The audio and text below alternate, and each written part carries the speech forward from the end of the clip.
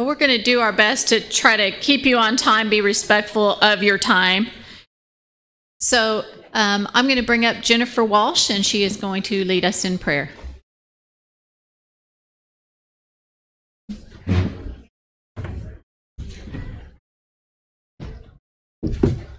Would everyone bow with me?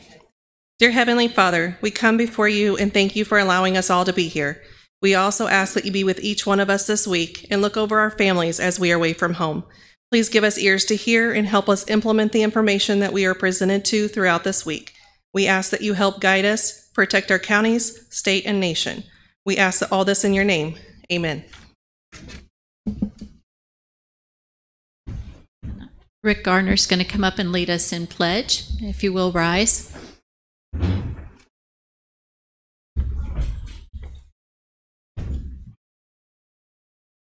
Please join us in the pledge. Allegiance to the flag of the United States of America, to the republic, stands one nation, under God, indivisible, with liberty.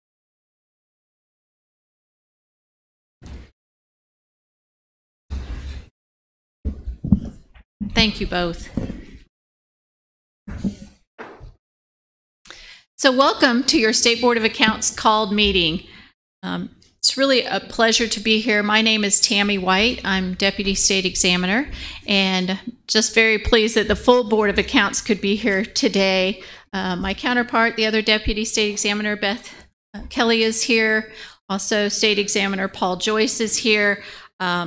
We all think it's so important to have training, to make sure we get together, network, find out what our resources are, learn who our partners are, keep in touch with the new innovations that are coming out.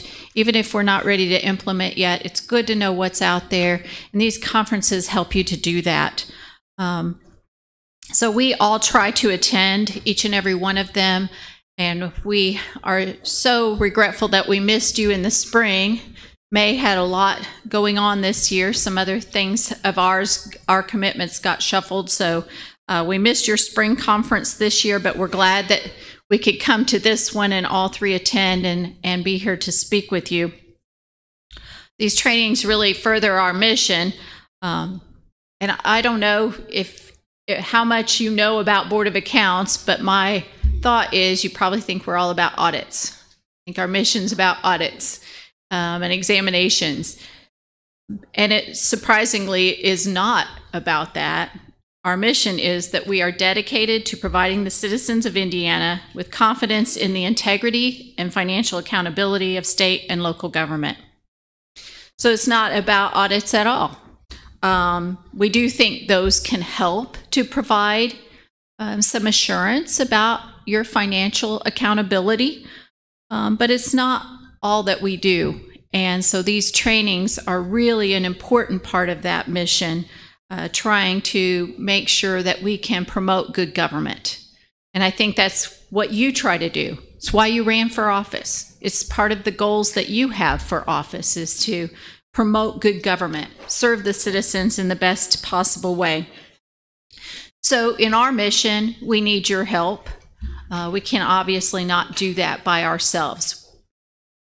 So this being an election year for counties, and we're very close to the end of the year, and this is the time of year that you have some of your most crucial responsibilities. They're starting to ramp up, and things that have to be completed, like December settlement.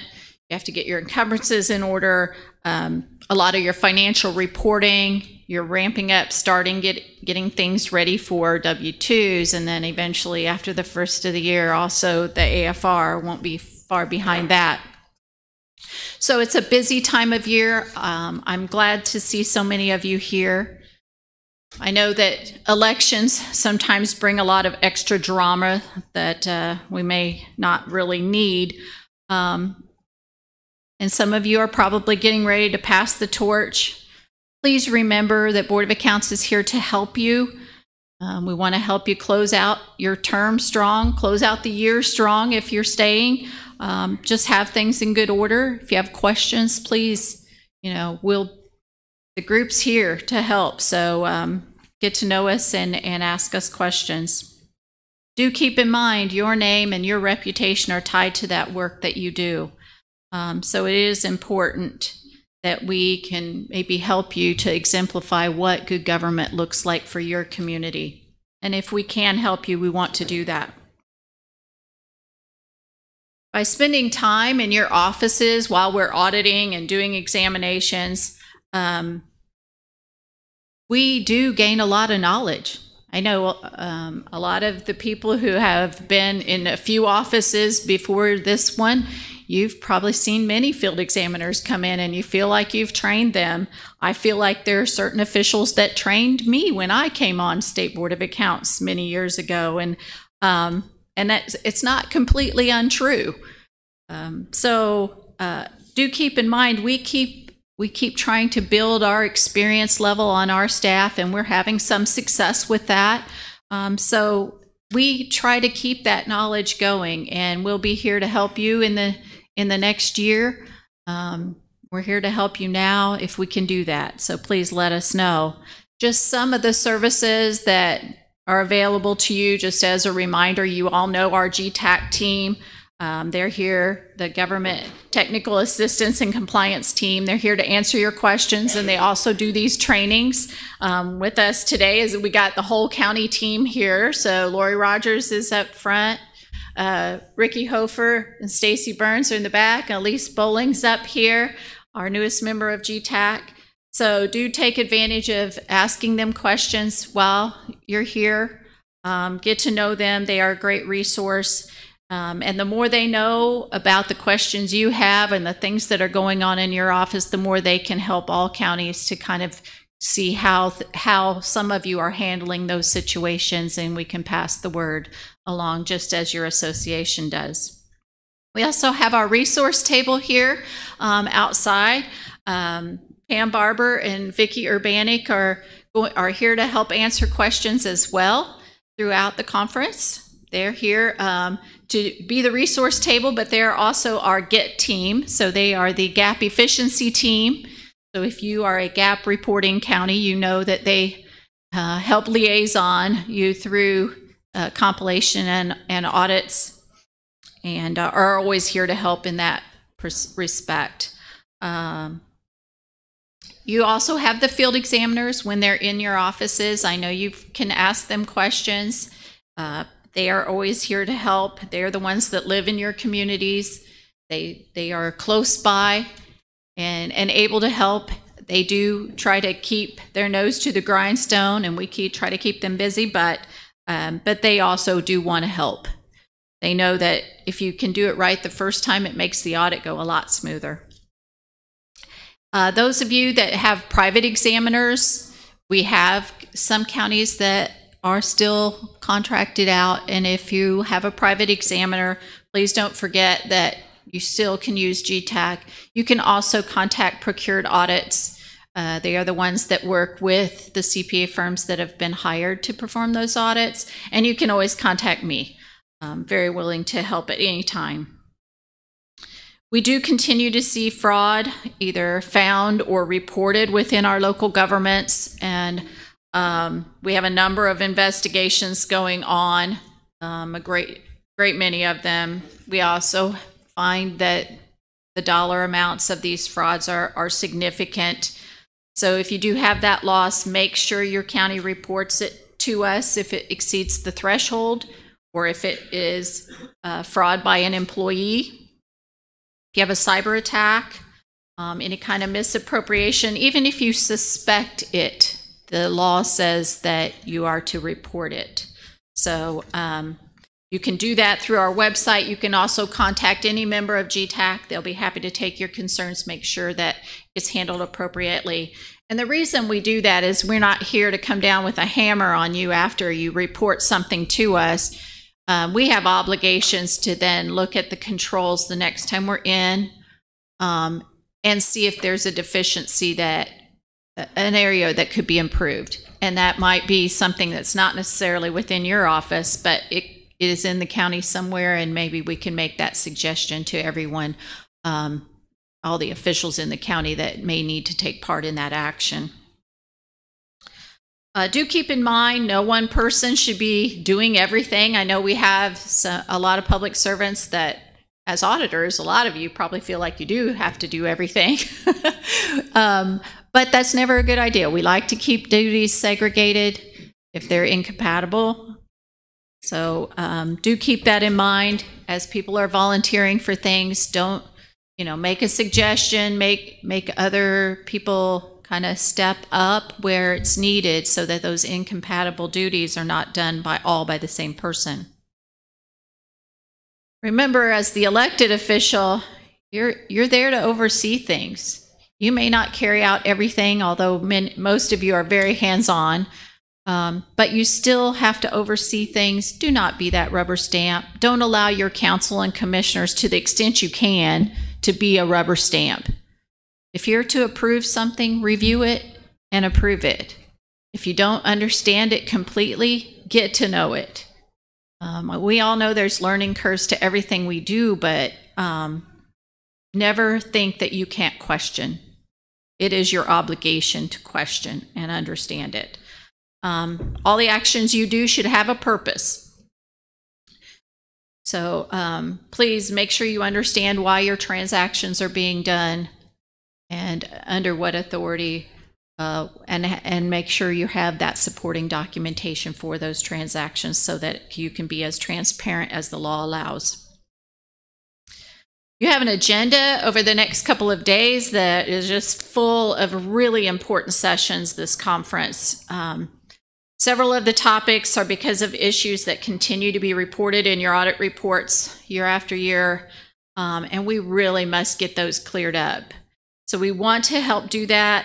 We're asking you to also devote some time and effort to those items if they're present in your county. Some of it may not be a training issue. If it's not a training issue and it's a resource issue, take that back and try to do some things to get those resources in place. Maybe it's not right now when you have year end and all the things coming, but have a plan to attack it maybe early in the next year if possible. I also want to bring your attention to Friday's session on ARPA. The next 2 months are your last chance to properly obligate and document those obligations so that you can use all the ARPA monies that have been awarded to your county. Make sure you understand the requirements to make those obligations and document those obligations, and take that understanding back home so that they can, if they're not all obligated, or if they've been obligated but you don't have that documentation in your hand for the audit going forward, let's make sure that you get it before the end of the year. So those are the important things I wanted to point out, but I also am so glad that the other board members are here. At this time, I'd like Beth Kelly to talk a little bit about the audit side, because I take care of non-audit services, but she really works with the field examiners and the audits, so happy she can give you an update. Thank you, Tammy. First, welcome to French Lick. I commend every one of you for being here today and this week. I know it takes a lot of time out of your daily duties to be here, but I think it's very important. We do see a direct correlation to those units of government that attend these meetings and get involved and want to learn, to those that don't. We see it in the audits. We see how long it takes us to perform our audits. That costs money. The longer the audit takes, the more it costs. So being here is very important. So I'm happy to see all the smiling faces this morning. I just want to ask, who in here is this is their last conference as an auditor? So round of applause. Thank you all for your dedication. It is not an easy job. We know that. There's a lot to it. So is anybody moving on to a new office, hopefully? Of those that hands were up? A couple? Well, thank you for your continued service. As Tammy said, I'm Beth Kelly, and my team actually does all of your audits. Well, most of you. So if you get a procured audit, that's still under Tammy. So the field examiners that come out, they all report up to me. So our goal is to counties be an annual audit, whether you're need a federal engagement or not. We want to perform audits annually for counties. We think you are very important. The work that you do is very important. That trickles down to all units of government. So therefore, you will see us annually. Anybody have auditors in their office right now? Cool. So the plan is, so if you qualify for a federal single audit, which means you expend over $750,000 of federal money, then you have to have your audit filed by September 30th. So you're going to be our first priority. We're going to get in there.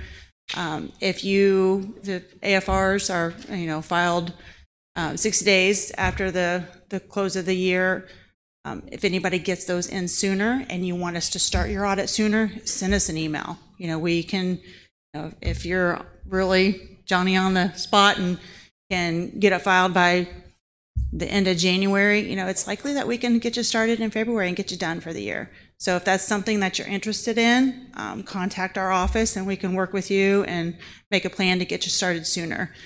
Otherwise, those federal engagements, we're going to usually start April, May, and continue on through the end of August, and hopefully have them all wrapped up by the beginning of September so we can have them filed by the end of September.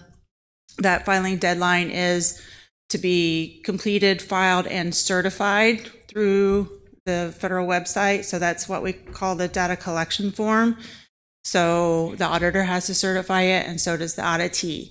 So if you don't get it certified by September 30th, then you are considered a late filer. So we really try to work with you to make sure that you get that certified by that date. After that, those that don't qualify for the federal audits, that's when we're going to roll into what we refer to as a non-federal audit. So we'll come in and just do your financial statement audit. So usually, September, October is when you're going to see us this year, probably into November, and with the goal to have those all completed by December 1st, because then our whole team cycles into, we do our school audits at that time. So that's our goal. Please remain flexible. Like Tammy said, if there's anything going on in your county fraud related, let us know. That can increase our risk and get us in there a little bit sooner. If needed, we do review those as part of our risk assessment to determine when we need to come and do your audits. So if you have any concerns during your audit with any of the field examiners, I want to know about it. Contact me directly. You can get my email off the website. You can call our office. I want to know about it. Please do have some empathy with some of our newer staff. Like Sammy said, a lot of times you're training some of our auditors. And I've told this story before. My very first audit was the audit of Hendricks County. I had no idea what I was doing.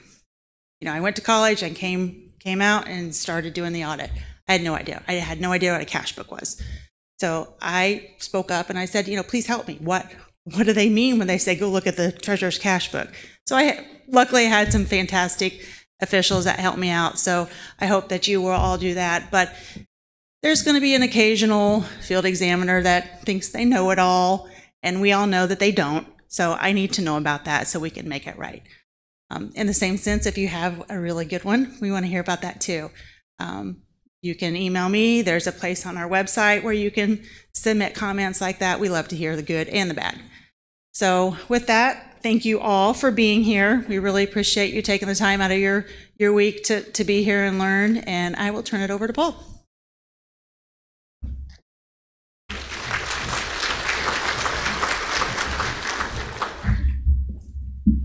Morning. I drove down yesterday. It was a beautiful drive here. Driving down the road, I'm doing about too fast. And of course I look over and there's a cop. Beth was with me and I'm like, I really don't have a good reason to be driving fast. I hope he didn't see me. I think he was sleeping in the car. I'm hoping. But I said, yeah, I really just slow down and enjoy this beautiful drive because it is such a beautiful drive down into here. So what Welcome to Southern Indiana. As many of you may know or may not know, I'm from Vincennes, which is just originally just maybe 50 minutes. I don't even know which way from here. I would go west, and I don't even know if it's south. I get so directionally challenged. When I have an argument, my brother lives in Richmond, Kentucky, and he drives to Vincennes. I still can't understand how Richmond, Kentucky is closer to Indianapolis, where I live, than Vincennes. You're south. But anyhow, it is. But it is a beautiful drive. The hills are beautiful. The weather was beautiful. We took a walk into town last night. It's beautiful. Welcome here. As many of you may know, I've been on our board since 2005. I've been state examiner since 2013. So if we're messed up as a department, you probably had to blame me. If things are going good, I hope that's a success, probably for Beth and Tammy, because they're the ones that deal with you and deal with your offices in most instances. But one of the things that we go to different conferences throughout the year. Many of them are national conferences, and we get a lot of great speakers that come in and talk to us about different things that we can bring back and help make our office better. And I want to share one of those with you guys, because I think it's something that each of you could probably bring back to your office if you stop and you think about it and impart upon what you do on a daily basis. And Tammy, she started off and she talked about, whether or not, our mission is to go out and do audits. And of course, that has nothing to do with what our mission is. It's a byproduct of what we do to see how we're doing things, how you're doing things, to see if we're doing our job good enough. And part of that is one of the things at the conference, they talked about vision statements. And I looked over at our people when we were at the conference. I said, do we have a vision statement? I said, we have a mission statement. We have values. But do we have a vision statement? Do people really know our people? Do you guys? Does the people generally know how we're getting to where we're going? And the answer was no. We didn't have the vision statement. So we went back and started working on a vision statement. I was going to share that vision statement with you, and it comes from our mission. And Tammy stated our mission earlier, that our mission statement as an agency is that we're dedicated to providing the citizens of the state of Indiana with confidence in the integrity and financial accountability of state and local government. It says a whole lot there, and that's important, but it's like, okay, what does that mean? And it's important because you look at State Board of Accounts. Okay, originally when the Board of Accounts was doing it, it was called the Department of Audits and Inspection. It was first the Board of Accounts, and it was the Department of Audits and Inspection under the Board of Accounts, and then it was the Board of Accounts. And it's like, okay, we're the Board of Accounts. What does that really mean? And it means that we're the ones that look at how every account you guys do, whether it be in the auditor's office or another elected official, or whether it's a state elected or a local elected official, are they using those accounts the way they're supposed to? And the other part of that law is, are we giving you the training on how to do that? Because that's within our statute as well. And so that's where the Board of Accounts comes from. Nowhere until recent years, in the recent parts of our agency, it didn't even contemplate the word audit.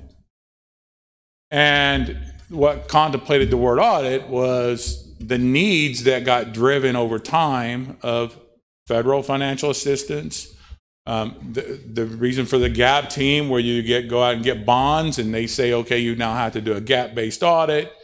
And it's like, okay, time reeled on, and it's like, okay, how do you do that? And it's like, now we have to train. We have to train, and that's where we have a GAP unit to help you do GAP-based audits. We have Ricky and Lori and Stacy to help you do your everyday work on how you do your accounts. And so it's okay, but then I was like, we don't have that written down anywhere. So we wanted to create a vision statement. So I'm going to show you with our vision statement. And I think it's something that if you bring back and you look at the work you do and you say, okay, how do I want to do this for my people? And then create that vision statement for your office and your community. I think that would be something that would be beneficial to you and your constituents. So our vision statement is, our vision is to be the beacon of excellence in government service by steadfastly upholding the principles of integrity, transparency, and accountability. We're committed to fostering a culture that not only delivers timely, independent, and high-quality audits, but also ensures that sound management and stewardship of state and local government finances. Our work is driven by the goal of enhancing public trust, promoting fiscal responsibility, and safeguarding public resources. To realize this vision, we are dedicated to cultivating and empowering a new generation of visionary leaders in state and local government auditing. We will provide these leaders with the comprehensive knowledge and innovative tools and unwavering ethical grounding necessary to set new benchmarking in public financial management. This new generation will be the driving force behind continuous improvement, embodying and advancing the enduring values of the State Board of Accounts. As an organization, we commit to relentless pursuit of learning and innovation. We recognize that embracing change is essential to our mission of championing the public good. Through our dedication, we will not only encourage, but also exemplify a more accountable, efficient, and effective government. Our journey forward is one of transformation, where we consistently strive to exceed expectations and set the standards for others to follow. And I think that's really important. And I shared that with our staff this year at our annual meeting, because I think it's really important that they understand what they're doing and out there and doing it. It's important, as we've talked, to have your audit done. But it's as important to understand why something is wrong and how you can do it right. If we could succeed in helping you do everything right the first time, oh, that would be wonderful. It would be wonderful for us. It would be wonderful for you. I remember one of the auditors that I used to audit, and it was in, go with Morgan County. I'm sure she's not there any longer. It's been many years. And the first time she got a finding, she told me, I don't get findings. I started laughing. You do now. But the thing is, findings aren't bad.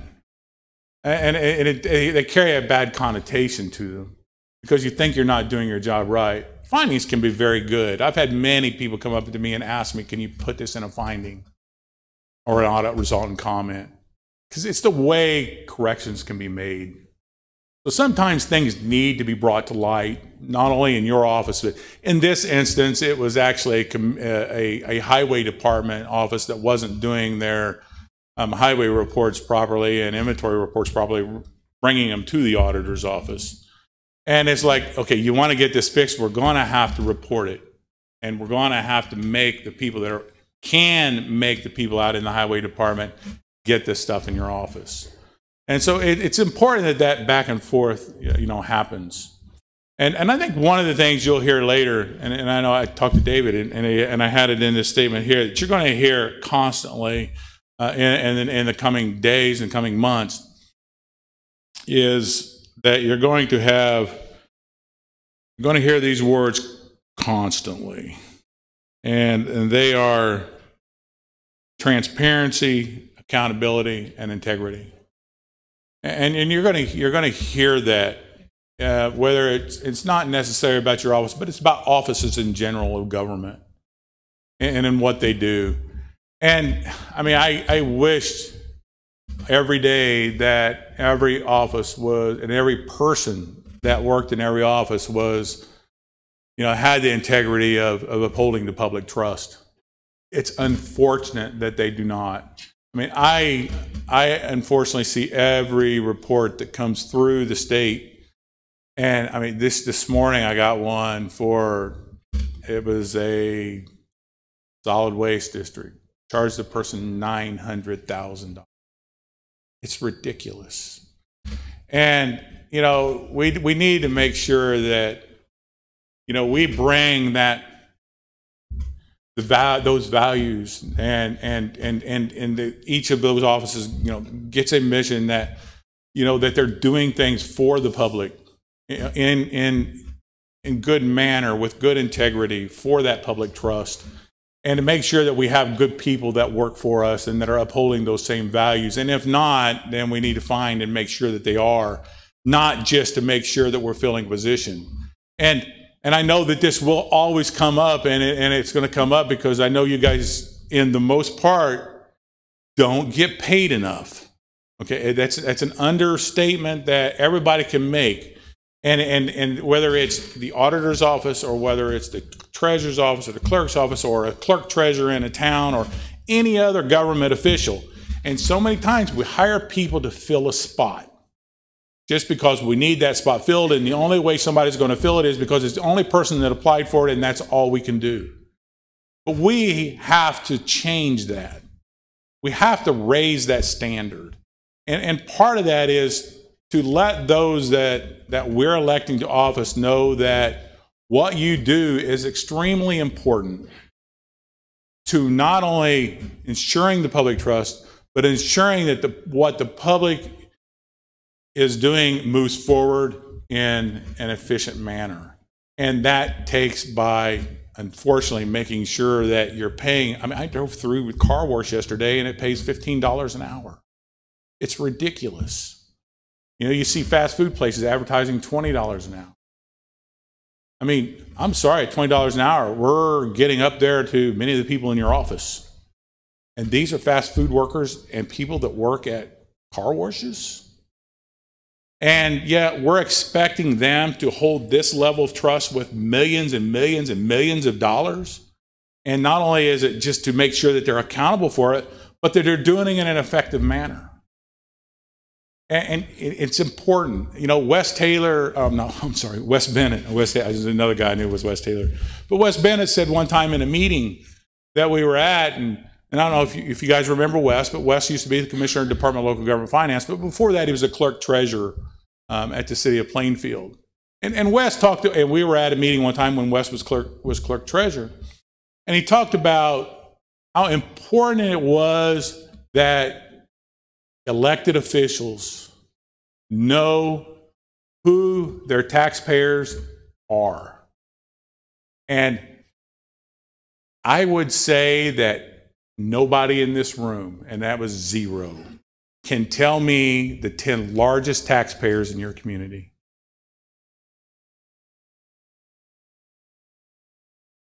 Can you tell me, all right, can anybody tell me the 10 largest taxpayers in your community, and do you know them? I am proud of you.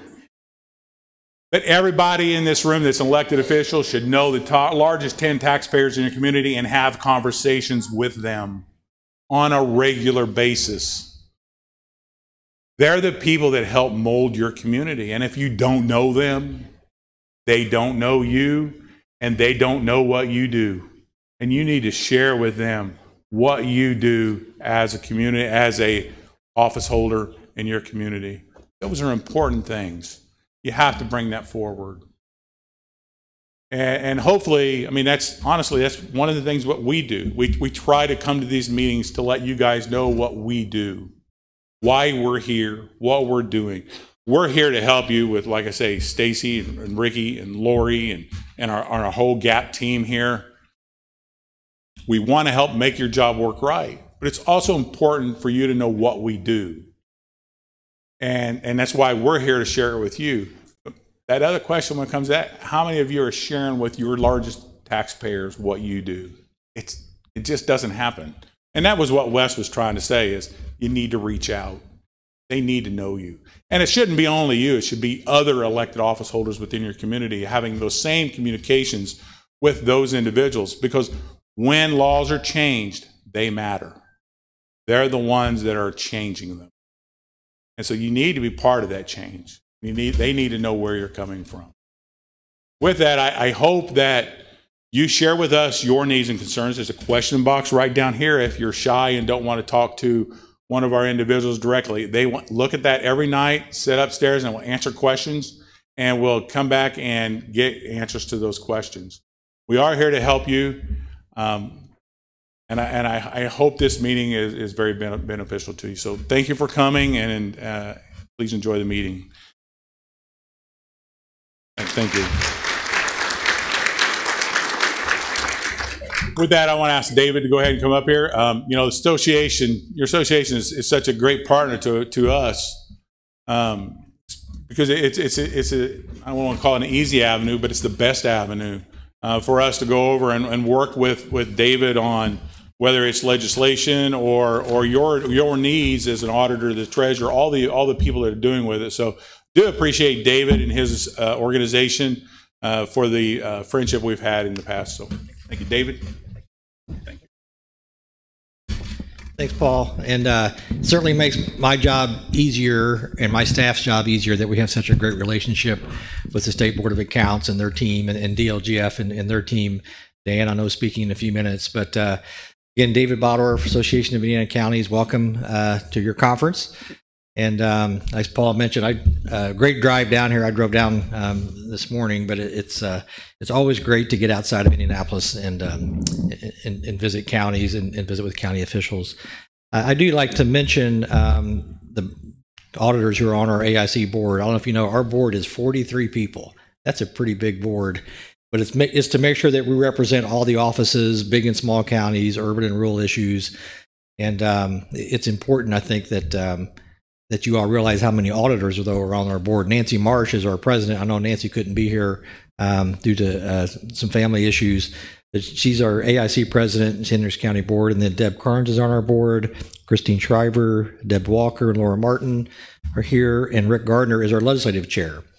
So we obviously respect your all's office and what you do. And you always hear me say it. We know you're the heartbeat of county government. If we need something, you're one of the first offices we think of, like they'll probably have that information. So I do appreciate everything that you all do. And I saw a few hands go up about this is their last meeting and this is their last year. And I want to thank you for your time and effort. And whoever would have thought when you ran for auditor that you would have to deal with CARES Act money, ARPA funding, all these new federal regulations, mask mandates, is the office open or closed? All those issues, nobody anticipated that when you signed up to run for office. So what a phenomenal and extraordinary last few years it's been. But thanks to your all's office, county government remained functional, serving for the taxpayers. And so we definitely appreciate that. I do want to mention a couple of upcoming dates for us. Our new elected officials training that we do with the State Board of Accounts is in December. So you'll get a letter if you're on the ballot this year and you win. You'll get another letter from us. Even though you're incumbent, you're more than welcome to attend the NEO conference. But it's in December, and it's December 10th through the 12th. On the 11th is sort of the general day where we have training for all elected officials, and then on the 12th that'll be dedicated for auditors, treasurers, and counsel, and maybe some other offices as well. So again, December 10th through the 12th. 11th and 12th is really focused on general government and auditors. And you'll get a letter from us talking about that. But it's in Plainfield, Indiana at the Embassy Suites. And also want to mention this February 4th and 5th is our legislative conference. Obviously, we're going to have a new governor. Not sure what the governor's priorities will be, but I could tell you there will be a lot on the table. Everything will be on the table, I think. Property taxes, always on the table, right? But there's a lot of discussion about more property tax changes going forward. Road funding is also on the table again, bridge funding. And it's funny, found the original conference program for the Association of Indiana Counties, I think it was 1959 or 1960. What were the issues that they were discussing? Property taxes and road funding. Like here we are 65 years later and we still haven't solved it. So every year we have that. But anyway, it'll be a challenge. But some other issues going forward that really affect your office is there's going to be some big proposals to change local income tax. And this has been on the table for a couple of years, and it's really the only reason they haven't done it is because of technology, but we're getting closer. And one of the thoughts is that we're going to change the way income taxes are collected, where the county would have an income tax rate, and everybody in the county pays that county income tax rate, and the cities would have their own separate rate. So if they wanted income tax money, they would have to vote for their own income tax. And that would stack on top of the county's income tax rate, just like property taxes does. The challenge has been GIS system can't always identify the appropriate address. You all know that with the way the property taxes work, right? You might have somebody with an address that thinks they live in they live in the unincorporated area, but they have it's obviously a city or town address, and it causes confusion. So that's one of the challenges with changing to the income tax. But there'll be a lot of pressure, I think, for units to adopt more income taxes and rely less on property tax. There's all kind of policy implications for that, good and bad. But I think the General Assembly is going to definitely move in that direction to try to require or try to incentivize, I'll say, counties to use more income taxes and rely less on property taxes. Paul mentioned this. We're definitely going to see some bills on ethics, transparency, perhaps increased training for ethics, and on the table. I mean, I don't think it's a big secret. I think there'll be some legislation regarding the sheriff commissary fund, trying to make that more transparent or more accountable or discussed more in public meetings. I think we'll see some changes again on the contract language we passed last year, or not we, but the General Assembly passed last year that affected county government, where you have some control over your vendors, your contracts, and the county commissioners will control all the other contracts. But on that contract issue, this is an issue that you probably haven't thought of, but it's a huge issue, and it's really, we're at the forefront of this, but AI, artificial intelligence. We're seeing this all around this country, and really the state and in local governments too, where your software vendor will have you sign an agreement and you don't read it, right? Who reads that 27-page legal document perhaps? But it allows them to scrape data and upload it to their system potentially. I'm not saying all vendors do that, but a lot of vendors do that, and then they resell it. On the way down here, I just got a text that asking how many counties have drones, and did they buy them from China? And if they did, that user agreement says anything that the drone takes a picture of gets uploaded to the vendor's database, which is often in China. So I think that legislation is going to be probably introduced at the federal level, but we'll have something in Indiana as well. But I know you think that's far-fetched, AI, that's the last thing on my mind, but it's a forthcoming issue, and we all really have to pay attention to it. And I attend a lot of conferences where I learn about AI, and it is a very, very useful tool. It can be a very useful tool for local government to help with constituent engagement and transparency and sharing information with the public, but it also has these potential pitfalls. So the state has an AI commission that's studying that this summer. NACO, the National Association of Counties, has an AI task force. And we do know that there's a bill pending in Congress having to do with AI and how that may restrict local government's ability to use certain software. So huge issue. I know, again, it seems kind of far-fetched. Why are we talking about that issue? It seems so above what we do in our everyday jobs, but it's going to affect us. And if you attended our conference at Belterra last month, you remember we had a gentleman named James Olson spoke at the opening session, former CIA agent. The reason we had him come in is this type of issue. These international issues are affecting us at the local level. We've had cybersecurity attacks, pretty dramatic situation in a couple counties this year where they were shut down for several days after a cybersecurity attack, and it took them a while to get uploaded again and be able to serve the public. So these international issues affect local units of government as well, and we're doing our best to stay on top of those. But we always talk to your all's leadership and Rhonda Cook, your lobbyist, about what your priorities are for this coming session. So we definitely want to have that on our radar. I think we'll be very supportive of each other's objectives and goals. But again, I want to let you get to your training session, but thanks for being here. The training you all do is phenomenal. Jackie in our office, the classes she did yesterday, I heard great things about the leadership class yesterday. And remember, we do those throughout the year. So if you or your staff are interested in attending those classes, it's easy to sign up, and I think you'll find them to be very, very educational. So thank you all for being here. And again, thanks for allowing me to speak. Appreciate it, Paul. Thanks.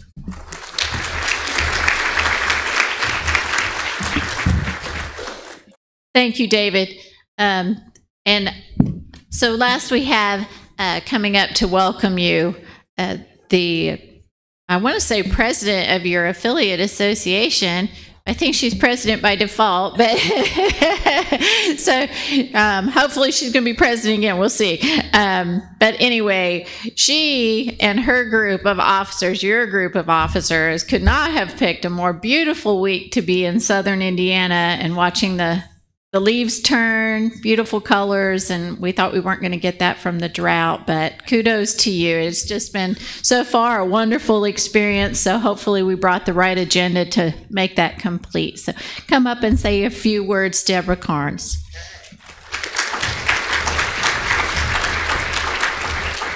Hello, everyone. So yes, I am Deborah Carnes and the interim president by default. We have our past president here, which is Christina Shriver.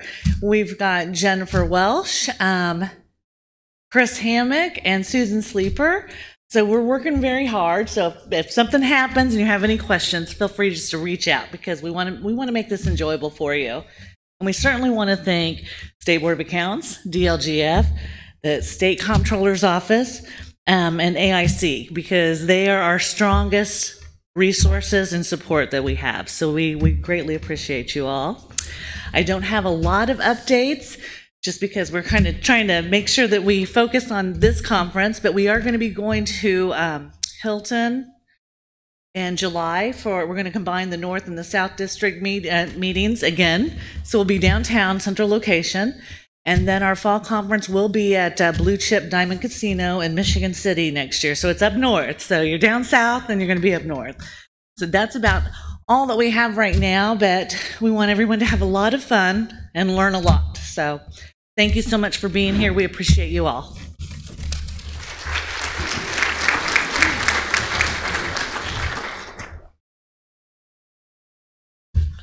Our next speaker will be Daniel Shackle with the Department of Local Government Finance. He shouldn't be new to you all. Dan's been in that position for a little while, and we appreciate our partnership with Department of Local Government Finance. As you all know, they kind of do it up to the time you start spending the money and getting your budgets in place, and then they hand it off to us. So it's kind of a partnership that we work together. We work on a lot of boards together, and I appreciate Dan and his team and the efforts that they put in throughout the year. So Dan, thank you very much.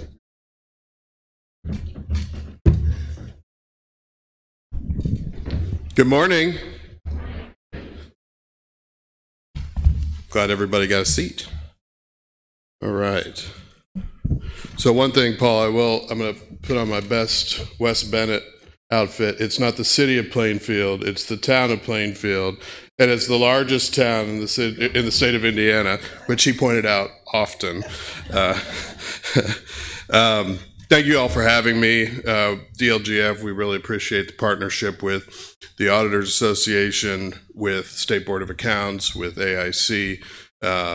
We work with them constantly.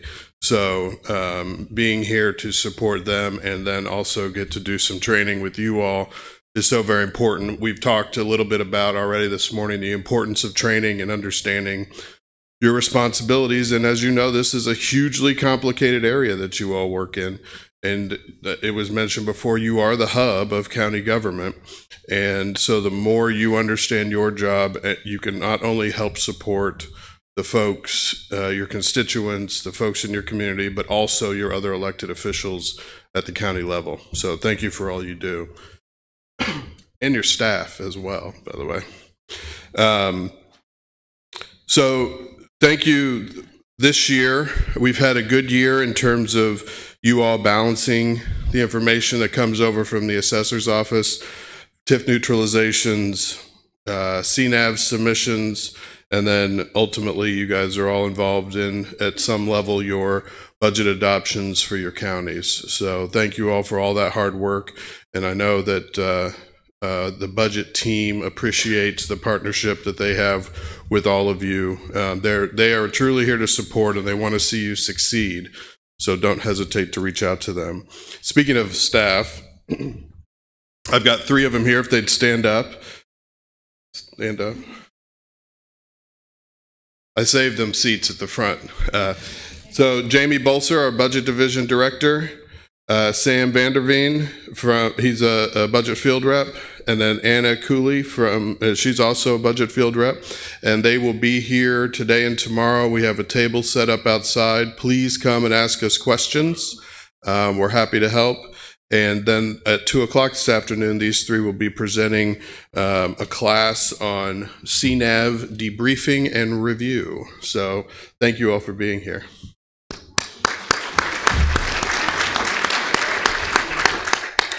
Okay, a few reminders. Lit rate verification. Please ensure that what is contained within currently the October 16th lit estimates is what you're expecting, right? There will be another estimate that comes out in late November, just before the December 1 finalization. Make sure those numbers are correct, and if they're not, please bring it to the attention of, you can contact your field rep or Jamie or myself, and we'll make sure that we work with the state budget agency so that those numbers can be corrected if necessary. But it's important for you to review that information. 1782s, we are at that time of the year. Each political subdivision, as you know, in your counties receive a 1782. Each of those budgets that are submitted that ultimately result in the 1782 are reviewed by 2 separate field reps within DLGF. So the budget field rep that's assigned to your county will review all budgets in your county, and then they will hand that off to another budget field rep who will check their work. So we always have 2 sets of eyes on budgets. However, these folks are human beings like all of us, and mistakes can be made. So when you receive your essentially draft budget order, which is the 1782, please review it very, very carefully. You have 10 days, this is a statutory requirement, you have 10 days to do those reviews and come back to us with any questions, comments, suggested corrections, those kinds of things. We're happy to work with you on it, but there's a very short time frame that we are working with budgets up to the point where we issue the budget order. So the sooner that you can complete your thorough review and get back to us, the better. I would also ask, please, even if you don't have changes, let us know that. Say, nope, we're good to go. That way we can cross you off the list, and we know that you all have both received and reviewed your 1782 notice. Like last year, which was the first year we did it, we will be posting the dates in a document on our website, the dates that the 1782 notice goes out to the folks that are signed up for it to receive it. And then it will show what that 10-day window is on that document as well. We will have links to it and reminders in the weekly commissioners emails. But last year we had an issue where a lot of the emails from the 1782s were getting caught up in firewalls and so on, or we had incorrect email addresses for recipients of the 1782s. So 2 things. 1, please check that Excel document that'll be posted online with the dates of when those 1782 notices go out to make sure that you actually are receiving it on time. And as you are going through and submitting things to the department, please ensure that everyone who's supposed to be receiving the 1782 is listed and their email address is correct. That includes the elected auditor, the first deputy, or somebody else in your office in case for some reason You know, the auditor gets hit by a bus, or as my friend Fred Van Dorp used to say, wins the lottery and isn't there, that there's somebody in the auditor's office that receives it. Council members, it's a good idea to add some or all of them, as they are the fiscal body. They will get read-only access, but they'll be able to see what's in the 1782. Commissioners, if they are interested in receiving it, the assessor, it's up to you all to determine who are the correct recipients within your political subdivision, in this case counties. But please ensure that enough people are receiving it so that we know that it has been received by your unit. Then, as we get past that statutory 10-day period, the budget orders will be received by either December 31st or January 15th once the county is complete. And the reason for that, some of you may know this, but I just want to make sure I say it, that the kickout period, that January 15th period, is generally because either a unit within the county has indicated that they're going to take out debt during the month of December, or there are outstanding excess levy appeals in the county, and otherwise it'll be December 31st. The majority of counties now are in that kickout period of up to January 15th. So we will get it to you, but we have to make sure that your county is complete before we issue it. A couple other items. Gateway Budget 2.0. Don't everybody clap at once. It will be, that is something that we have been working on for a couple of years now. And it is a result of some additional appropriation dollars that we received from the General Assembly in the last biennium budget. And I've seen a number of presentations on the progress of the application, and I think you all are going to be very pleased with it. Right now, the way that we are going to roll this out is we're going to likely roll out a beta version in January or February of this coming year. We will work with your associations, including the Auditors Association and AIC, to identify a few testers from various unit types, small units, larger units, rural, urban, and have them go through the testing of that application during the next budget cycle, in parallel with Gateway Budget 1.0, which will still be the official version that budgets are submitted in 2025.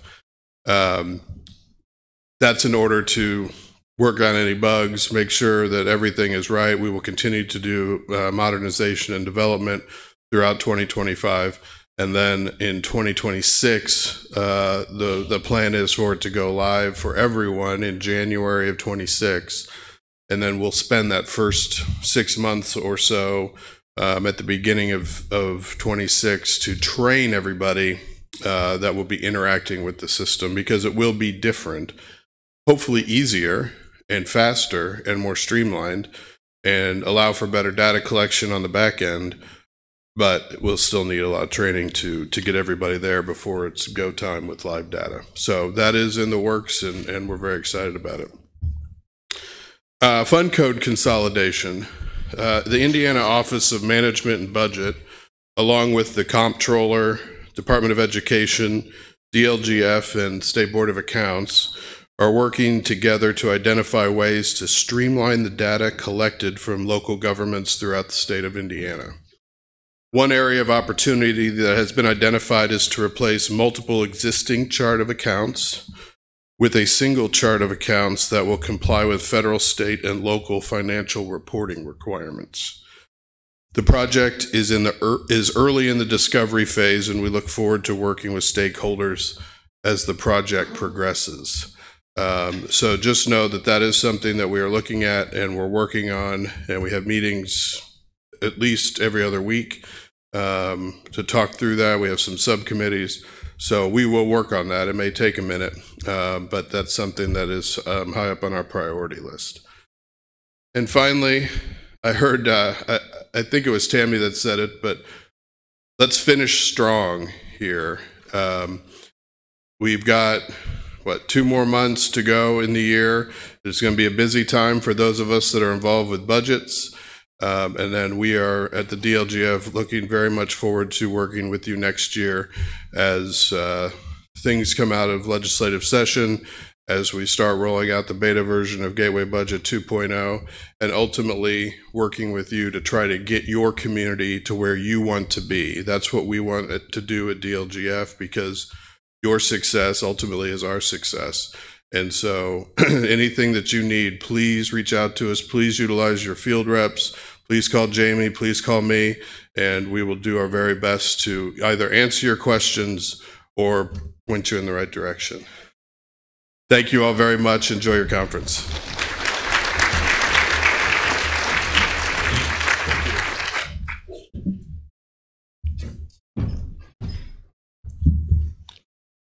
I always appreciate the humor Dan brings when he talks. And he very happily brought up the chart of accounts, which is an extraordinarily touchy subject with everybody.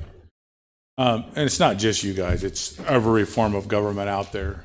But it brings up one of the things I want you guys to write down, because I want you to go back and read about this. I want you to read about the Financial Data Transparency Act, because it's going to affect you by 2027.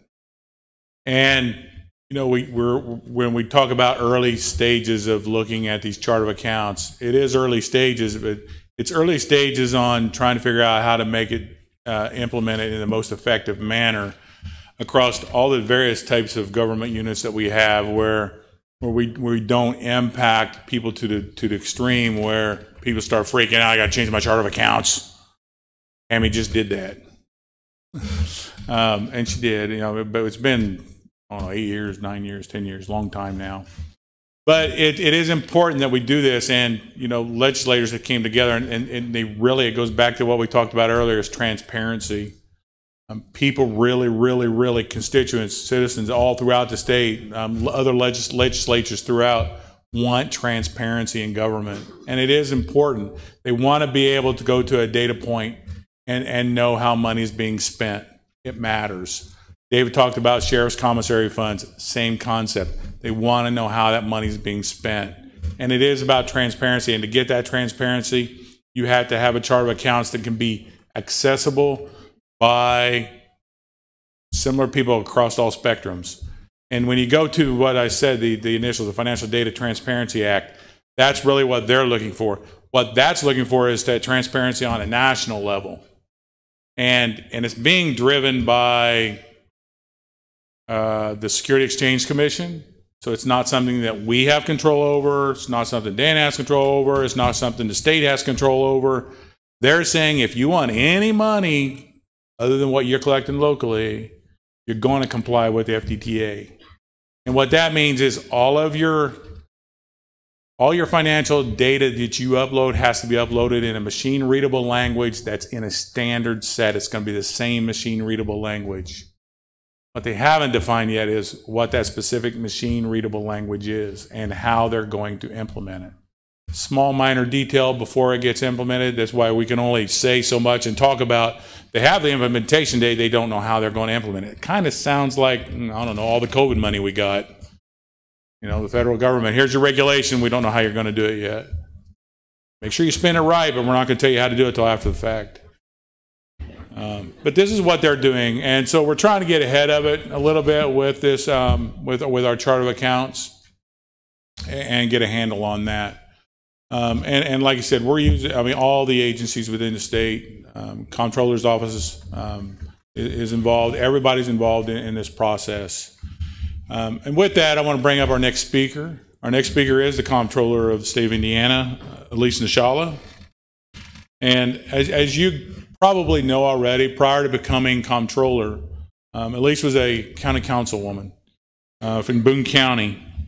And she was also the president of the Indiana County Council Association and served as a chairwoman on the Association for Indiana Counties 2023 Legislative Committee.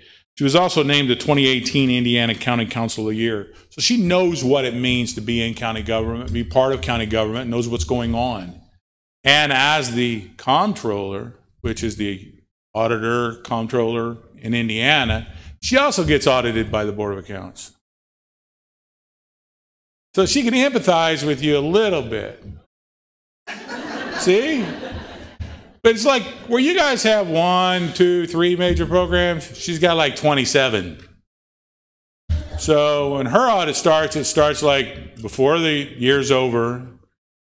Hopefully her ACFR gets issued before in December, and then her actual federal audit will get issued by March. So it's about an 8-month process for her audit. So she can really empathize for you on how long the people are there auditing her.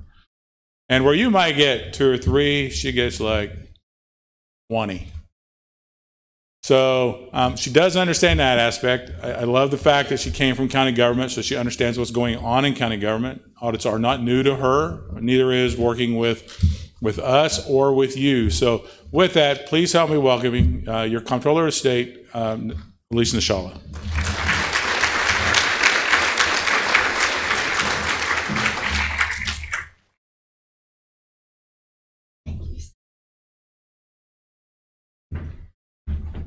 Hello, amazing, incredible county auditors in the state of Indiana. How are you all today? I looked over your agenda. It is so chock full. Your jobs are incredible. You touch so many lives, and we thank you. You know, I've had the pleasure of seeing my friends in counties across the state, and if we haven't yet been to your county, we're coming. But for those of you who we have met and we've been there, could you raise your hand? Thank you very much. Thank you for the input that you have given us thus far. It really helps inform our service to everyone. And for those of you who we haven't been to your counties, would you raise your hands? Like I said, we are coming your way, and I look forward to meeting with you.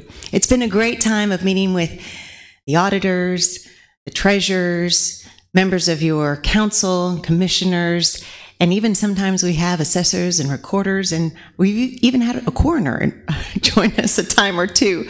But truly, our service is so focused on you. And while our name is different now, those duties remain in alignment as far as the payroll, the paying of vendors, the accounting and the reporting of the county or the state's funds. And then certainly the tie that binds us together is the distribution of taxes that the state collects for you and distributes back to you. And we've done our darndest to make sure that those distributions happen in a timely fashion. So let me ask you another question. Are our distributions getting to you on time? Yes? How about raise your hand, yes? Okay, I'm not going to have you raise your hand if you say no, but I'm going to say come talk to me. I'll be around during the break and when Fred and Janie talk afterwards. But when I've been meeting with you all individually in your counties, I'll ask that question. And so far, I haven't had anyone say that they're not getting to you in a timely fashion. And that is a real testament to how Indiana is a turnaround state. Because 20 to 25 years ago, we had a great amount of debt, and the person serving in my role would come to you with the sorry message of, Madam or Mr. Auditor, I apologize, but we're going to have to delay your payment. Can you even imagine me telling you that? I certainly couldn't. And if you are cash strapped and you need to make ends meet until we can get that money to you, go to your local bank and take out a loan. That is a horrible way to run business for a state. And thank goodness we are not doing it that way anymore. There were some big initiatives that came along about 20 years ago to make some major cuts. And it really changed the trajectory of the state of Indiana. And there was a commitment to being fiscally responsible and digging our way out of that debt. And friends, we are in a very strong position financially as a state We have low debt. We are the 7th lowest debt per capita state in the nation at $366 per person. Now, our friends all around us have varying amounts that range from about $900 to $3,000 per person. Those other Midwestern states that we border. Also, you contrast that with the amount of debt per capita that we have with our federal government's $35 trillion of debt, and it's at over $100,000 per person counted in the 2020 census. And my fellow auditors, that is a problem. We live here in Indiana in such a good place. It's good to be a local unit of government in the state of Indiana. It's good to be a small business owner, an individual, a family in our state, because like I said, low debt, we have well-funded pensions, healthy cash reserves, a balanced budget, and a AAA credit rating earned by all 3 independent credit rating agencies. That balanced budget thing is pretty important, and we are all held to that standard. But our federal government keeps writing checks and never reconciles the books. Our country brought in $4.5 trillion worth of revenues last year. They spent that plus $1.8 trillion that they did not have. That deficit spending has been going on for quite some time now. And with the debt continuing to ratchet up, it took 205 years to get to the first trillion. Now we add that much to the debt every handful of months. So let me just bring it back home to just say thank you for being fiscally responsible. Thank you for the transparency that you provide day in and day out. Hoosiers can know where our money goes. And truly a round of applause to you, to your councils, to your commissioners, to your treasurers. We run a tight ship here in Indiana and with the local units. So can we just say, way to go? Indiana is truly a model of fiscal responsibility and transparency that our federal government needs to and must follow. I'm very hopeful that soon there'll be a letter that's going out from over 30 state financial officers to every member of Congress. We're just awaiting the right window of time for this letter to be issued, but it is letting them know that from the states, we understand the severity of the national debt crisis and that we are behind them all the way to develop and implement a financial plan to restore our country's fiscal solvency. And we are urging them to do that by 2026, which is when we will celebrate the 250th anniversary of the Declaration of Independence. How can we truly celebrate the Declaration of Independence if our financial independence is crumbling beneath our feet? So I wanted to give you that update. I hope when that letter goes out that we are able to have a megaphone, even in the media, to help get the attention of Hoosiers, of Buckeyes, of North Carolinians, of Texans, of Californians, that this issue needs to be elevated right up there at the top tier so that we can address this for the sake of our children and our children's futures. Now, back to the good news in the state of Indiana. When I'm around and I mention a few things that we're working on to streamline processes for you, because your jobs are challenging. And ever since I've been serving in county government, which started in 2017, and by the way, I always have to give my hats off to our former comptroller, Tara Klutz, who was one of you in Allen County, and she provided for me a good amount of my newly elected official training back in the day when she was still serving as an auditor. She's doing well, by the way, very well. But back then, I became more and more aware of your duties, and I was always impressed by all that you do. And as the years went by, is my auditor here, by the way? Debbie Crum, perhaps? All right. As the years went by, I understood all that she was doing and all of the deadlines that she had and the increased reporting, which has only increased here lately with the likes of the increase in federal dollars that we've been receiving, right, through the American Rescue Plan. And so we've been asking ourselves, what can we do to help streamline some processes to make your life a little bit easier? And as Commissioner Shackle spoke to, I wish I could say it's a full-on commitment and that we have the money, but we still have to secure the money, and we still have to make sure that our next governor and legislature is on board. But let me just tell you this, there is so much momentum behind fund number consolidation. The time has come. We're doing it in a pilot program with the school districts. We're working out the kinks so that we can bring it to you in full force. So once we know who our next governor will be, in a few short weeks, I will be meeting with him or her to share with them how this is an absolute need at the local level and the efficiency that it will bring, and asking for the funding. So please know you have my commitment to do everything I can to make that a reality in a couple of years. And I also want to assure you, when there are big changes like this, we make sure that you are well prepared for that launch of a change.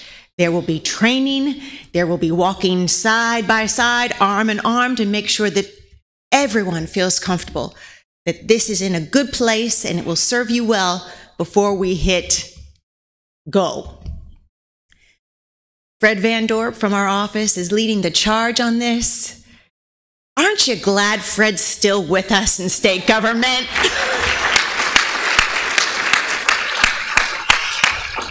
You know, two of your best friends in state government are right back there in the back of the room, Fred and Janie, right?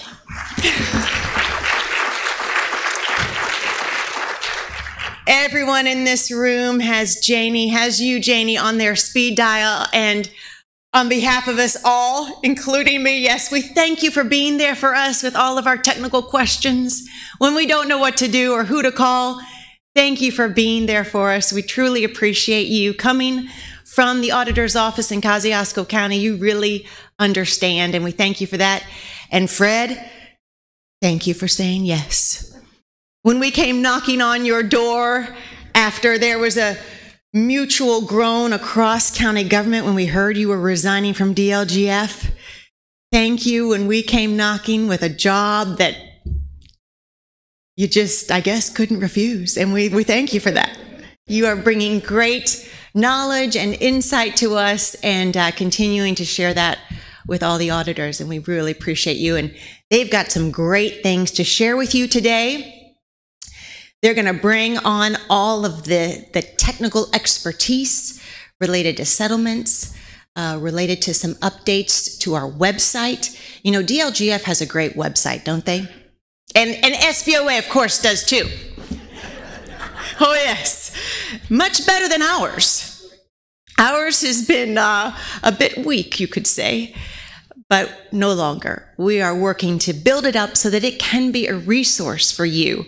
I love the tutorials that are available for the library of information that's at your fingertips of all the topics that you would ever want to go back and reference. It's there for you on those two sites.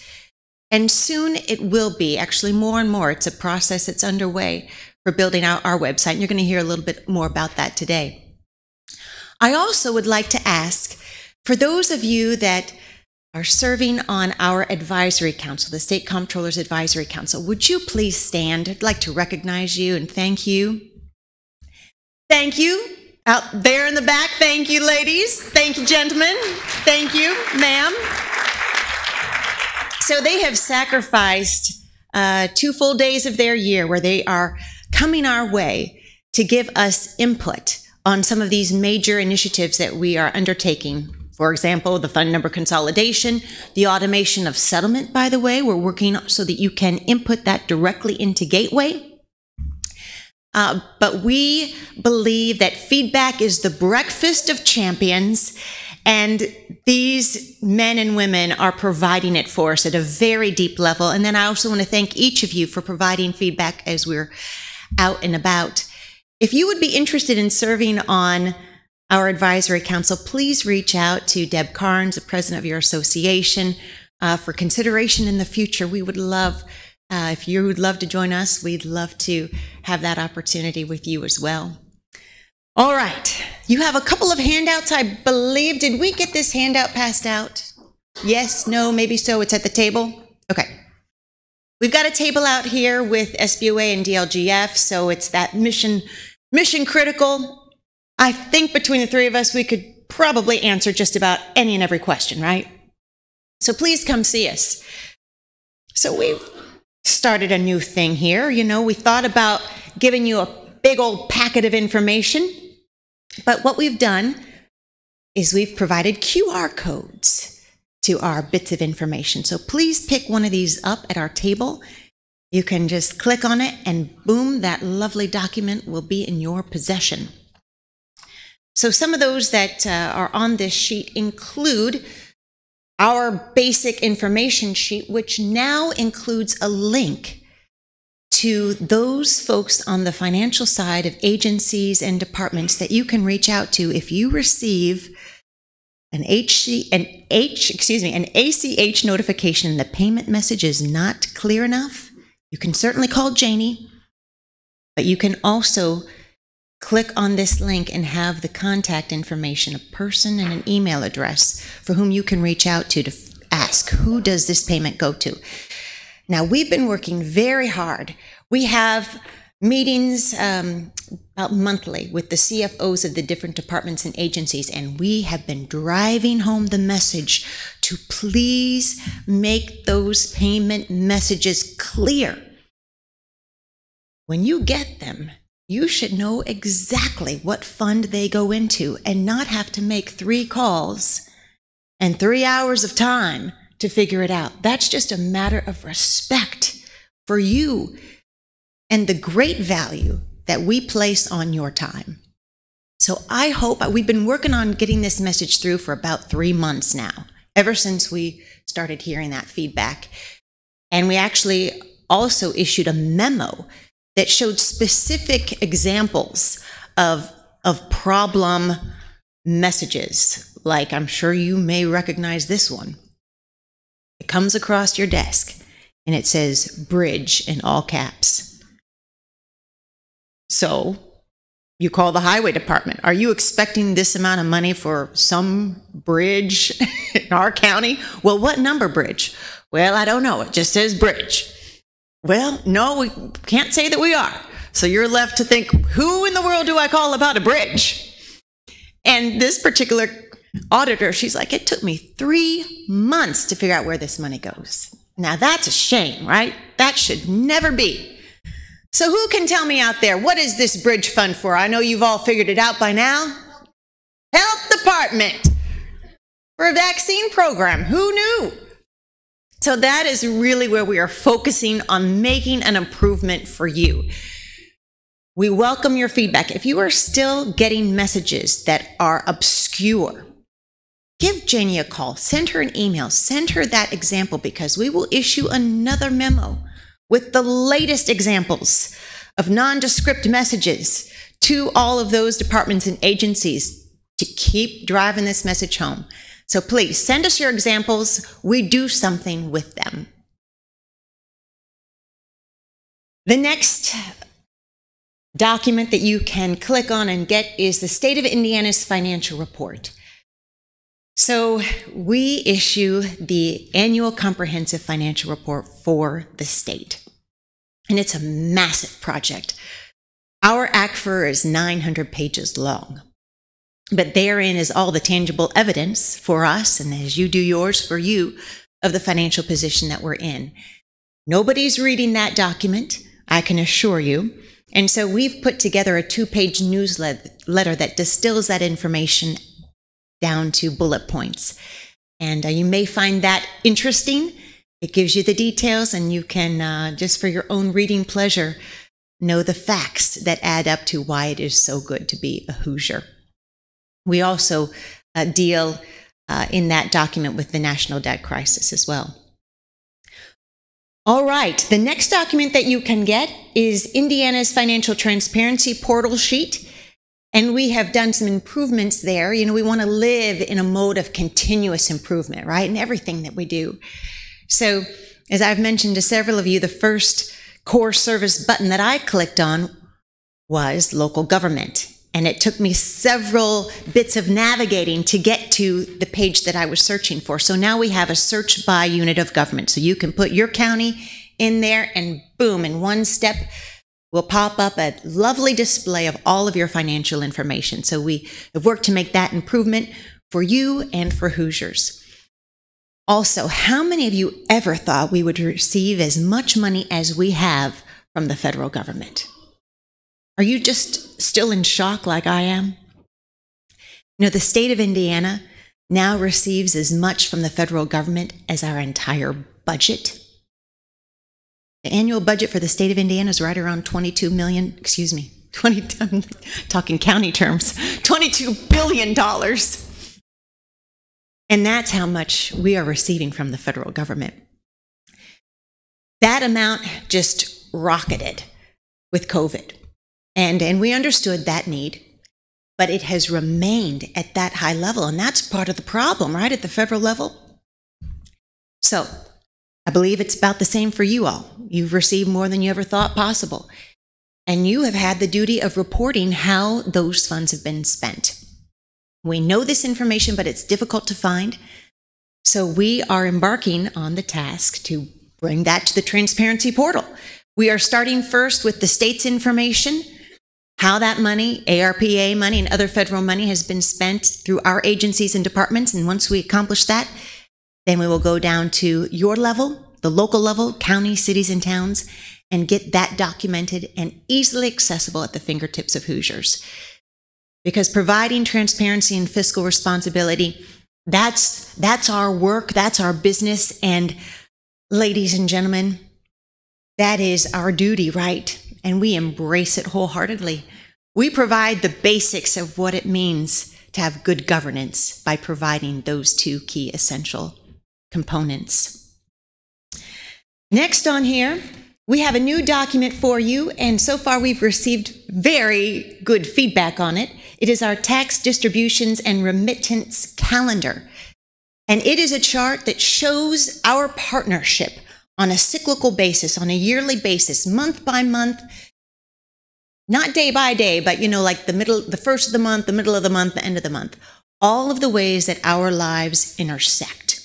And so please pick that up. I think it will be of help, especially as you bring new folks onto your staff, to be able to see the big picture of how we work together to make sure that the taxes are distributed out from us back to you and from you to everywhere that they need to go.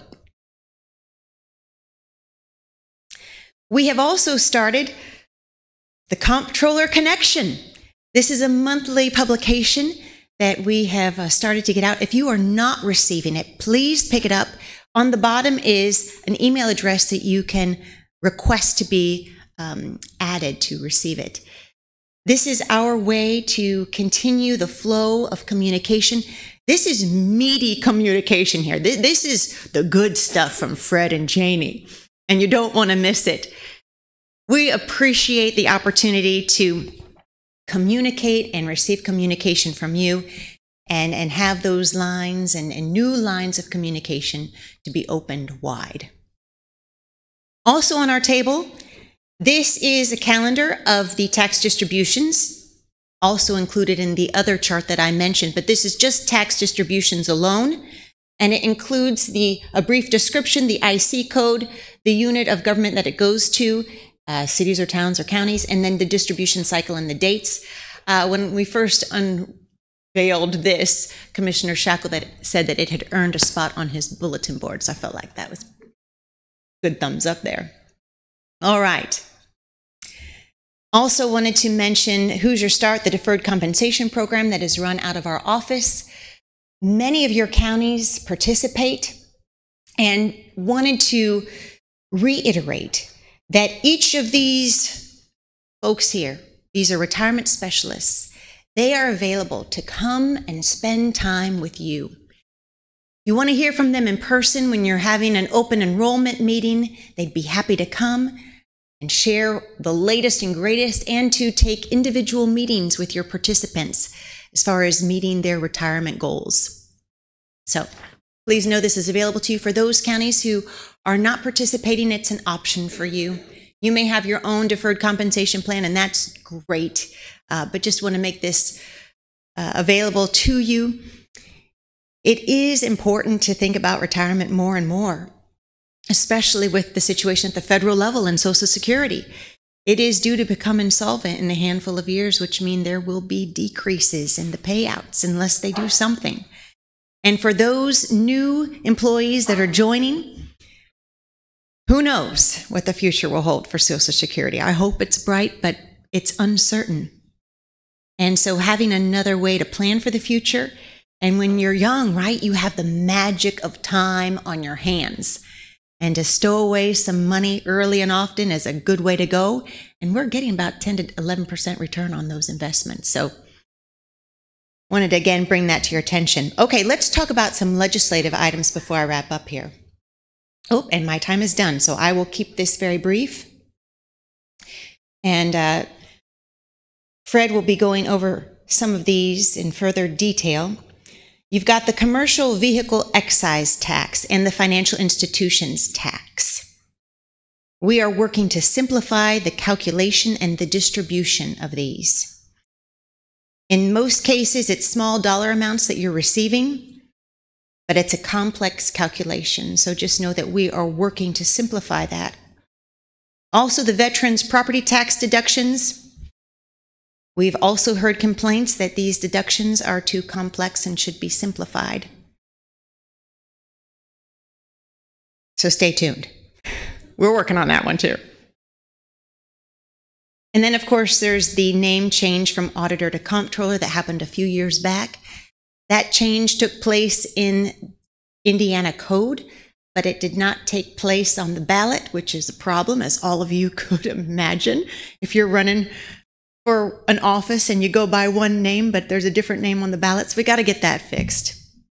And then also to fix it in the Constitution, to go all the way with that change. And that's a bit of a complex process that takes two separately elected legislative bodies, so you have to skip a year due to the election. And so we're embarking on just getting that changed all the way across the board. Thank you very much for all that you do, for all that you give, for your incredible dedication and diligence in serving the people of your county. We are here for you, and I believe now I need to turn it back over to Ricky, but we are here through the break and here through Janie and Fred's deliverance of great direction and guidance and friendship. Thank you all very much.